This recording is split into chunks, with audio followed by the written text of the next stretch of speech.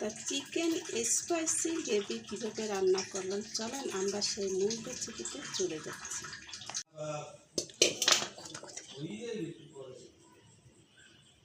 এখানে নিয়েছি টক দই। টক দইটা একটু আমি ফ্রিজে নিয়েছিলাম। আসসালামু আলাইকুম বন্ধুরা, আজকে দেখাবো আস্তা মুরগি কীভাবে আর কি এটা আপনার রোস্ট বানায় সেটা। তাহলে আমি এখানে টক দইটা নিয়েছি। টক দইটা ফ্রিজে ছিল, তা ফ্রিজে ছিল যখন আমি তখন আর এটাকে আরই করিনি। এইখানে আমি একটু ভিনিগার দিয়ে নিচ্ছি, ভিনিগারটা দিলে আর একটু সুন্দর হবে। তো এখানে আমি হাফ চামচ আর কি ভিনিগারটা দিয়ে নিয়েছি। আমি কিন্তু সহজে ভিনিগার ইউজ করি না, তারপরে একটু মাঝে মধ্যে একটু হয়তো করা লাগে। তা এখানে দিয়ে দিয়েছি সয়া সস। যে উপকরণগুলো আমি দিয়ে দেবো সব কিছু একসাথে আমি এখানে দিয়ে দেবো, কারণ ভিডিও অনেক সময় বড় হয়ে যায়, তার জন্য আর কি অনেক সমস্যা হয় আর কি ভিডিওটা করতে। তা এখানে দিয়ে দিচ্ছি টমেটো সস, এখানে 1 টেবিল চামচ দিয়ে দিচ্ছি ধনে জিরার গুঁড়া, দিয়ে দিচ্ছি ধনে জিরার গুঁড়া, দিয়ে দেবো আর পেঁয়াজ রসুন, দিয়ে দিচ্ছি 1 চা চামচ। এখানে যেহেতু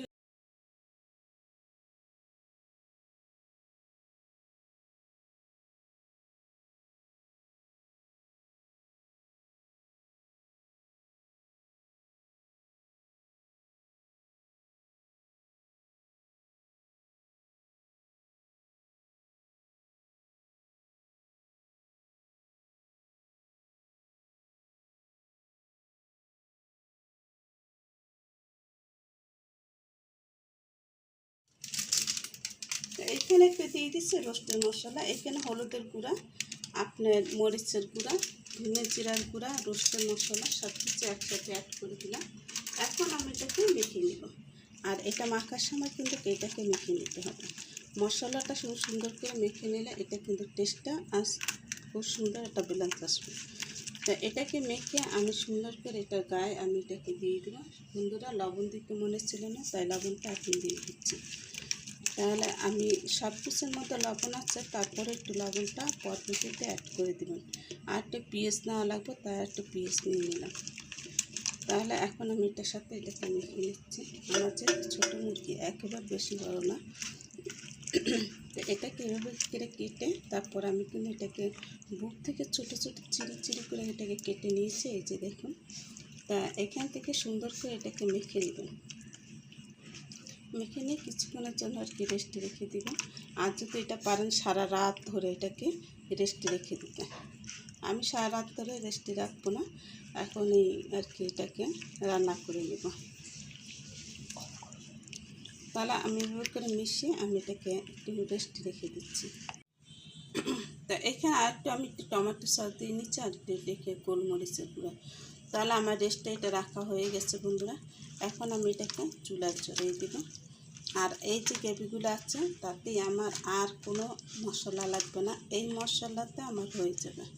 আর এটাকে পেটের ভিতরে পর্যন্ত ঢুকিয়ে দিবেন মশলাগুলো, সব কিন্তু একসাথে হয়ে যাবে। আর খুব সুন্দর করে মাখা হয়ে গেছে। আর মাখার পর একটা খুব সুন্দর একটা সাই একটা ঘ্রাণ বেরিয়েছে, যেহেতু এখানে যে আমি সব কিছু মশলা দিয়ে নিয়েছি তার জন্য। তাহলে আমি এখানে প্যান একটা কড়াই বসিয়ে দিয়েছি, কড়াইটা একটু বড় সড়ো নিয়েছি। তাই এখন আমি একটু ঘি দিয়ে দিচ্ছি। ঘিটা দিলে এটা দারুণ একটা ফ্লেভার আসে। আর ঘিটা যখন মেল্ট হয়ে যাবে তখন আমি কিন্তু এটাকে চতুর্দিকে তেলটা ছড়িয়ে দিচ্ছি। আর এখন দিয়ে দেবো সেই রোস্টটা।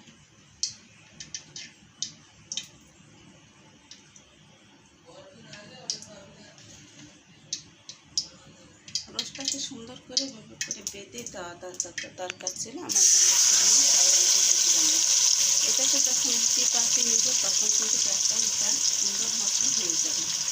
তা এটা এইভাবে করে আমি মশলাগুলো এসে দেখি মশলা কতগুলো, এখানে আমি সেই মশলাগুলো রেখে দিয়েছি। তা এখন আমি এটা উল্টাবো না, যখন হয়ে যায় তখন উল্টাবো।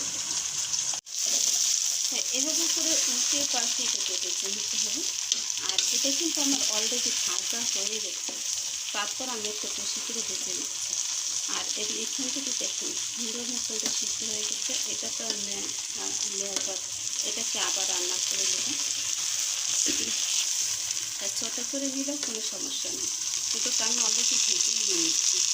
যেহেতু লাল লাল হয়ে গেছে, দেখুন ক্যামেরায় কীভাবে আসছে তা জানি না, কিন্তু আমার চোখে এটা লাল লাল হয়ে গেছে। তাহলে এটাকে আমি নামিয়ে এক সাইডে রেখে দিচ্ছি।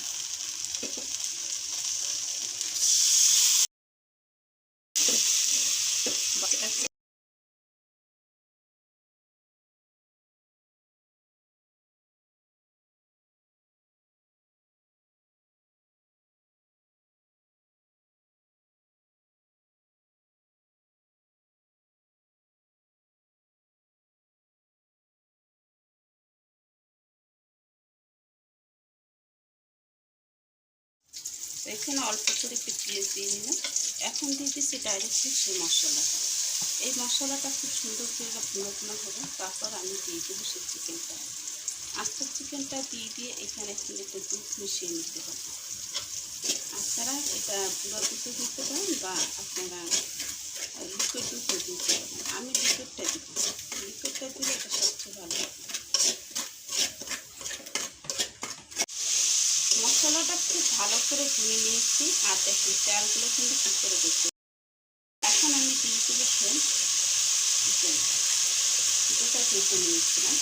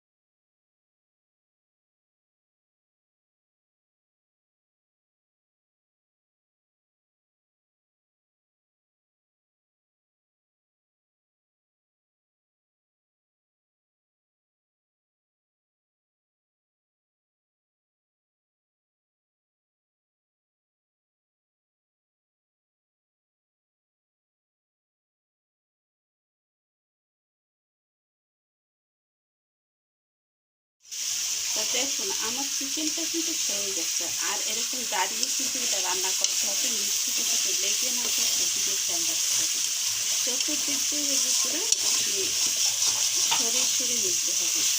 তা আমার চিকেন রান্নাটা হয়ে গেছে। এখন আমি এটাকে অফ করে দিয়েছিলাম, আর যে গ্রেভিগুলো আছে সেগুলো তো লাগবে। তাহলে এখন আমি এটাকে নামিয়ে দিয়েছি।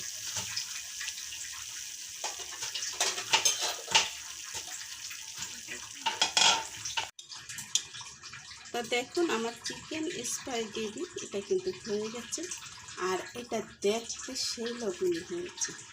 আপনারা একবার হলে এইভাবে করে রান্না করে দেখবেন, খেয়ে দেখবেন, খুবই মজা লাগবে। আর আমার এই রেসিপিটা কেমন লাগলো আপনাদের কাছে? অবশ্যই ভালো লেগেছে। ভালো লাগলে অবশ্যই লাইক শেয়ার কমেন্ট করবেন, আর পাশে বেল বাটনটা ক্লিক করবেন। আজকের মতন বিদায় নিচ্ছি বন্ধুরা, আল্লাহ হাফেজ।